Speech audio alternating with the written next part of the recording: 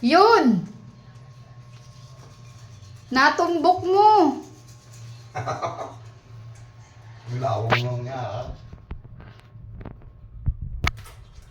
24 hours ka nang hindi nagtututbrush. Grabe ka. Palibasa, bungal ka. Akala mo wala kang ngipin. Wala nang sasabitan ng ngima mo.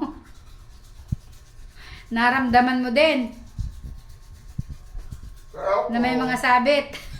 Lagi naman ng toothpaste. Nang banas.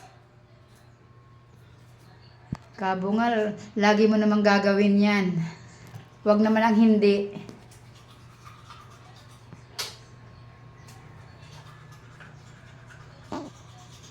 Patingin nga ng ngipin. Tingin ng ngipin, bungal. Ayan, may ngipin ka pa eh. Tapos hindi mo natututbrasin, ano yun? Nalinis na. Ay, salamat. Kanina kita-kita ko yung mga nakasabit. Ngayon, okay na.